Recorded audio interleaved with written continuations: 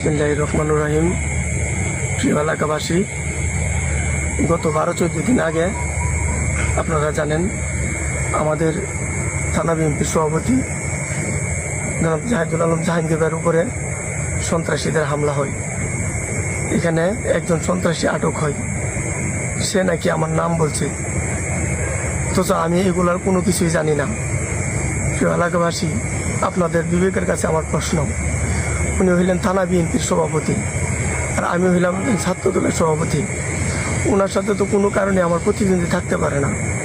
এমন তো নয় যে আমি এখন থানা বিএনপির সভাপতি বা সেক্রেটারি হতে চাই। নির্বাচনী ক্ষেত্রে আমার ইউনিয়ন হয়েছে আলাদা, ওনার ইউনিয়ন সদরে, সেই ক্ষেত্রেও ওনার কাছে আমার কোনো প্রতিদ্বন্দ্বী চলে না। আমি এগুলোর কোনো কিছুই জানি না। এই ছেলেগুলো যারা আসছে তারা কে বা কারা, তাদের সাথে কোনো প্রকার সম্পর্ক আমার নেই। যদি থাকে, ওরা যেহেতু আমার নাম বলছে, ওদেরকে জিজ্ঞাসা করলে হয় যে এর আগে কোনো দিন জীবনে কি খোকার সাথে দেখা হয়েছে কি না। ওদের সাথে আমার কোনো দিন দেখা হয়েছে না, সাক্ষাতেও না, ফোনেও না। যদি ফোনে কোনো প্রকার আলোচনা হয়ে থাকে তাহলে তো অবশ্যই এটার প্রমাণ আছে। এই প্রমাণটুকু তারা দিতে বলো, আমার বিশ্বাস দিতে পারবে না, কারণ আমি এই কাজের সাথে সম্পৃক্ত না। প্রশাসনের কাছে আমার বিনীত অনুরোধ, কোনো ব্যক্তির কথায় না শুনে তথ্য প্রমাণ ছাড়া আমার উপরে যেন কোনো প্রকার জুলুম করে না হয়।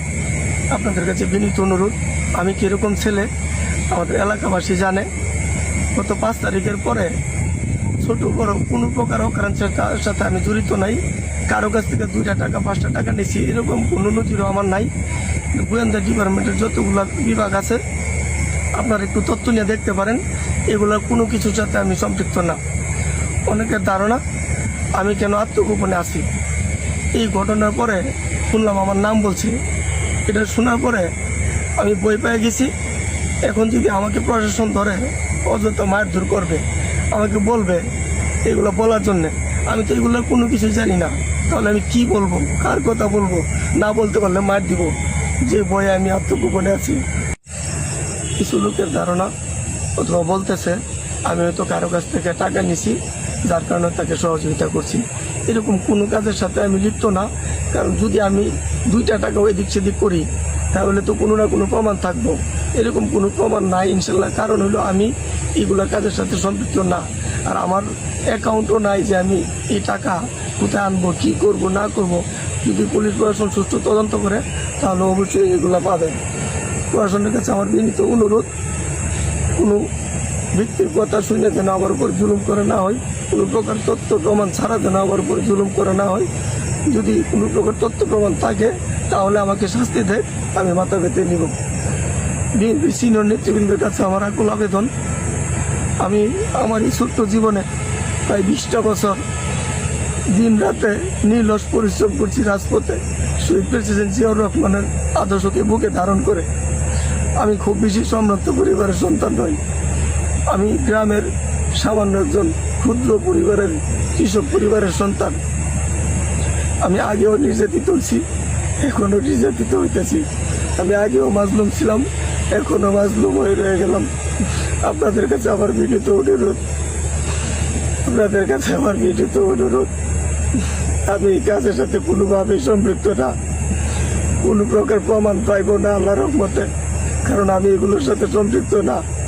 যদি কোনো প্রকার তথ্য প্রমাণ পাই তাহলে আমার শাস্তি দেখ, আর যদি কোনো প্রকার তথ্য প্রমাণ না হয় তাহলে যেন আমাকে কারো কথার উপরে ভিত্তি করে যেন আমার উপরে জুলুম করে না হয়, আমাকে যেন ধ্বংস করে দেওয়া না হয়।